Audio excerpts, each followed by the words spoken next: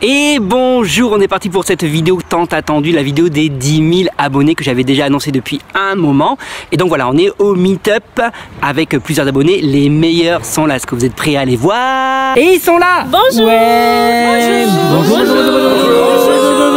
Comme vous pouvez voir, ils ont tous un magnifique t-shirt. On a mangé ce midi ensemble, c'était vraiment sympa. Cette journée jusqu'ici pour toi c'est joyeuse, merveilleuse. Jésus, top, et chrétien. Ensoleillée, chaleureuse, lumineuse. Top, top, top. intéressante, on a bien mangé. Cool. T-shirt, vidéo et top chrétien. De belles rencontres. C'était super cool et sympa. Big up. Inspirante, de belles rencontres effectivement. Conviviale. Et là, on va faire une FAQ. Je leur ai demandé de préparer des questions, sauf qu'en principe, une vraie FAQ, les internautes posent des questions sur Facebook, sur Instagram, sur YouTube, et j'ai le temps de regarder les questions, j'ai le temps donc de préparer les réponses. Et là, je ne connais pas les questions parce que c'est une FAQ en direct. Et j'avoue que j'ai un petit peu chaud. Allez, c'est parti.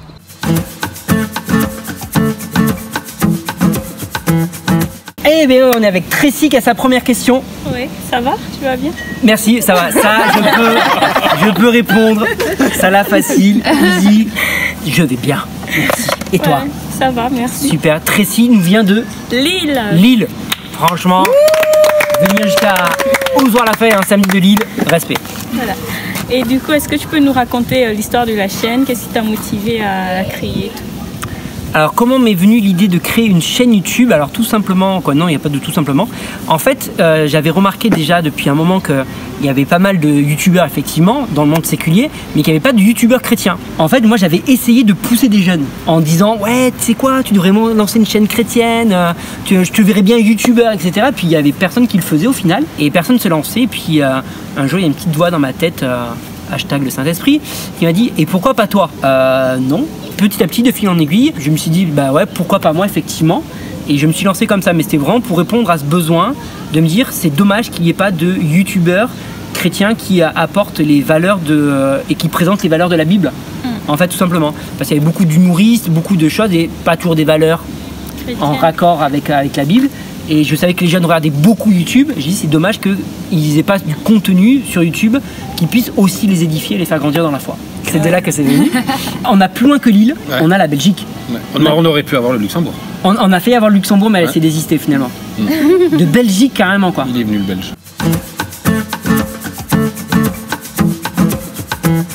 Moi j'ai une question parce que je sais que le service pour le Seigneur c'est beaucoup de temps. Ouais. D'ailleurs merci parce que j'aime beaucoup ce que tu fais. Merci. Ça tu le savais. Mais je me posais la question en fait combien de temps ça mettait pour faire une vidéo à peu près. Hein. Alors ça va dépendre du sujet, surtout ça va dépendre du sujet. Il y a eu des vidéos récemment là que j'ai tournées pour répondre à certains youtubeurs qui faisaient des vidéos contre Dieu, où j'ai dû faire des recherches approfondies vraiment pour pouvoir bien argumenter et avoir des sources solides pour argumenter. Donc dans ce cas-là, si j'ai obligé de faire des recherches, ça me prend plus de temps.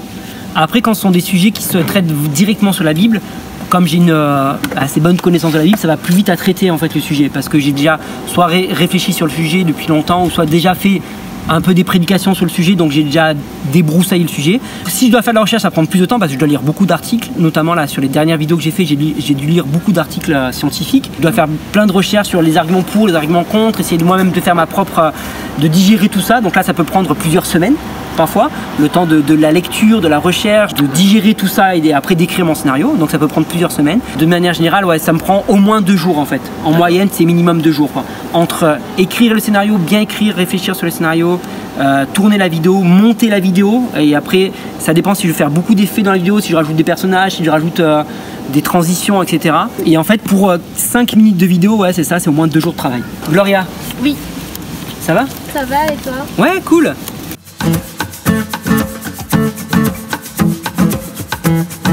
Donc ma question, en fait, c'est bibliquement parlant, ouais. Les enfants préfèrent le chocolat ou la fraise? Alors, c'est une très bonne question que je me posais. Justement, j'ai fait une étude la semaine dernière dessus et je comptais sortir une vidéo demain sur le sujet du chocolat et de la fraise. Et la réponse? Et la réponse, mais non, il faut attendre. la réponse dans la vidéo que je sortirai sur le sujet.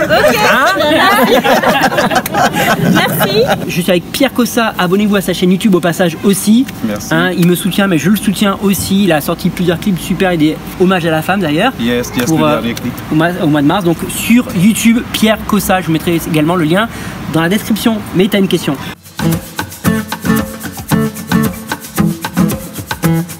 Moi j'ai connu Nico en tant que musicien, très bon musicien. Et aujourd'hui je me rends compte que Nicolas c'est plus côté pastoral, côté conseil et autres. J'aimerais savoir est-ce qu'il va arriver un jour on pourrait dire Nico peut jouer aux côtés de Pierre Cossa, voir Nico en tant que saxophoniste ou pianiste comme on t'a connu. Eh bien écoute, c'est extrêmement marrant que tu me poses cette question parce que j'ai justement enregistré un morceau hier au sax. Ah ouais? Et je vais m'apprêter à sortir un clip la semaine prochaine. Waouh, bah ça tombe bien, c'est une belle pub en plus. Là, t'as la primeur, je voulais faire une surprise. Je voulais sortir une surprise. Je voulais sortir une surprise, mais t'as cassé ma surprise. C'est comment là maintenant?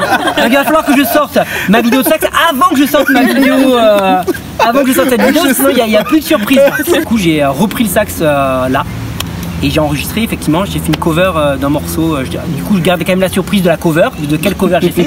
Mais j'ai fait une cover hier, j'ai enregistré une cover hier. Et ça devrait sortir incessamment sous peu. Naël a une question pour moi alors qu'elle ne rate pas mes vidéos. Mais allons-y. Mais non, c'est vrai? Oui, je suis comme Elle découvre en fait, c'est sa soeur qui l'a ramenée. Ah oui? On est très content que tu sois là et tu as le droit de poser des questions, je t'embête. C'est excellent. Parce qu'elle va s'abonner dès ce soir à ma chaîne. off la pression. On a la C'est ça.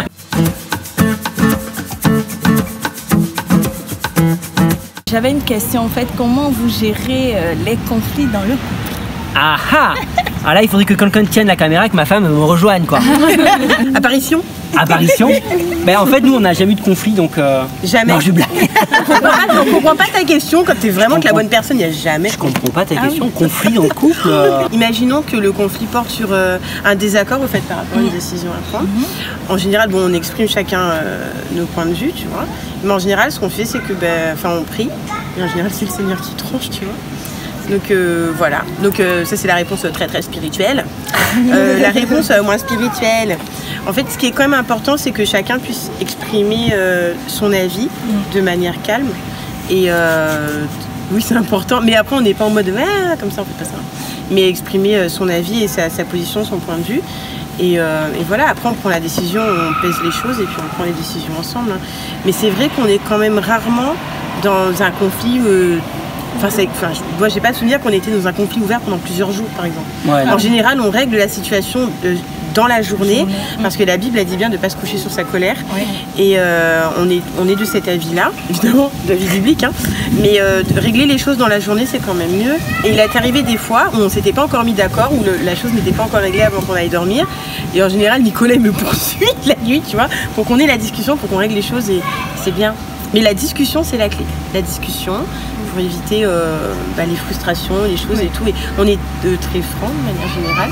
Et moi, quand j'ai un problème, je le dis tout de suite aussi quand même. Ah oui, moi aussi. Oui, voilà, ça c'est. Moi, j'aime bien exprimer tout de suite mon truc. Ça j'avoue, j'ai beaucoup de chance d'être mariée avec Audrey parce qu'elle parle quoi. Elle laisse pas mariner la chose en disant et puis elle garde le tout dans son coin, tu sais pas ce qui se passe quoi.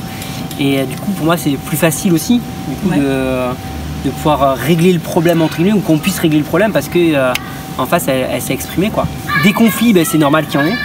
Premièrement parce que quand tu vis avec quelqu'un, forcément le matin, le soir, tout le temps ensemble, il y a forcément des désaccords. On travaille ensemble. En plus, on travaille ensemble, donc il y a forcément des désaccords à un moment donné.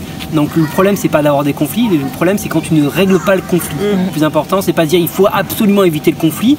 Ce qu'il faut, c'est éviter de ne pas régler, que le conflit ne se règle pas. C'est ça le problème. Et il y a un truc qui nous aide beaucoup, on n'a pas dit, mais on parle en langue. Voilà. Ouais. Prier beaucoup dans l'esprit prier dans l'esprit, ouais. Et on met de la louange, on aime bien mettre de la louange dans la maison parce que ça met quand même ouais, mais c'est quand même la base. Si t'as pas de relation personnelle, si chacun des conjoints n'entretient pas sa relation personnelle avec Jésus, à un moment donné, c'est le toi qui prend le dessus, c'est tes émotions, ta frustration, ton truc, tu vois, qui prend le dessus. Et c'est là où on peut arriver à des situations où tu sors des paroles que tu n'aurais pas sorties en temps normal, qui peuvent être blessantes ou quoi machin. Mais c'est vrai que cultiver sa relation personnelle avec Jésus, ça permet de désamorcer les choses beaucoup quand même en amont. Donc voilà. D'accord. Ouais. Laetitia. Oui. Bonjour. Bonjour. Tu viens d'où? Je viens de Nanterre. Nanterre, c'est pas très loin. Bon, Ouais, c'est l'opposé ça de l'Île-de-France quand même, mais je t'écoute, quelle est ta question?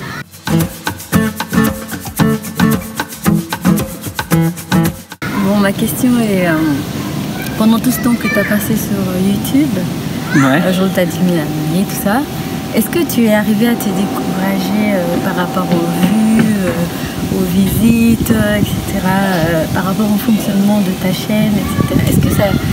Bon, par exemple, tu mets une vidéo, tu te dis, bon, est-ce que tu es derrière les vidéos pour voir s'il y a beaucoup de vues ou quelque chose comme ça? Alors oui quand même, parce que quand tu fais une vidéo, tu as envie qu'elle soit vue, hein, c'est quand même la base, sinon tu fais pas de vidéo sur YouTube. Donc effectivement, je regarde quand même les stats, je regarde la progression. Après, me décourager, non, je suis pas... Alors déjà, de manière générale, je suis pas quelqu'un qui me décourage facilement. Et pour moi, il y a une clé de la réussite dans la vie de manière générale, c'est la persévérance. Et quelles que soient les choses qu'on fait, il faut persévérer. Et YouTube, c'est la base. Si t'es pas persévérant, si tu crois que tu vas faire le buzz avec une vidéo, que tu vas avoir des milliers d'abonnés avec une vidéo, c'est mort. Donc je savais que c'était entre guillemets un marathon et pas un sprint dans lequel je me lançais. Donc je persévère. C'est vrai qu'il y a des vidéos parfois qui marchent plus que d'autres. Je sais peut-être par rapport au thème, par rapport, je sais pas trop. Parfois je sais pas pourquoi il y a des vidéos qui marchent plus. Mais voilà, c'est vrai que la vidéo avec ma femme, elle a super bien marché comparé à mes autres vidéos.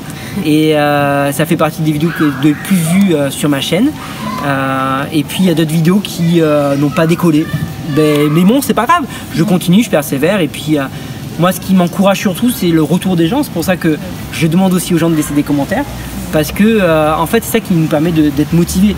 S'il y a personne qui te dit que ça les encourageait. Puis voilà, tout à l'heure on a Fabien par exemple qui est là aujourd'hui. Tu peux sur Fabien qui est juste là et qui fait partie des personnes qui me donnent envie de continuer, parce qu'il me dit que mes vidéos l'ont permis de progresser dans la foi. Et rien que pour ça, je me dis bah c'est cool, c'est super. Et j'ai d'autres personnes qui m'ont contacté sur Instagram, qui m'ont dit qu'elles prenaient le baptême et que grâce à mes vidéos, elles avaient eu envie de se faire baptiser ou d'aller plus loin et elles ont mieux compris la Bible. Bah, tous ces témoignages, ça m'encourage, même si mes vues, elles n'explosent pas des millions de vues. Donc c'est surtout pour ça. Et puis je sais que c'est en faisant, en persévérant. Et comme dit le proverbe, c'est en forgeant qu'on devient forgeron. Donc il faut forger quoi, il faut y aller. Et on est avec Sylvie. Bonjour. C'est ça. Alors quelle est ta question?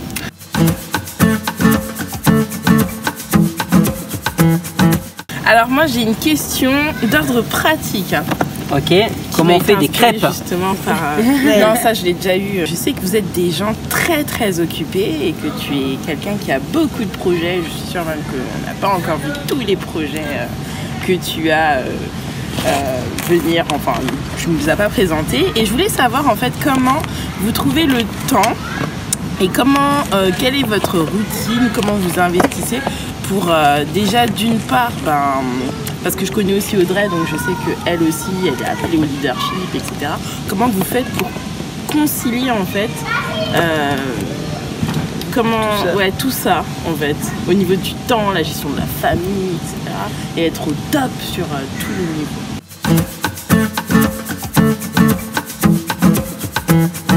Commente, like et partage. Abonne-toi.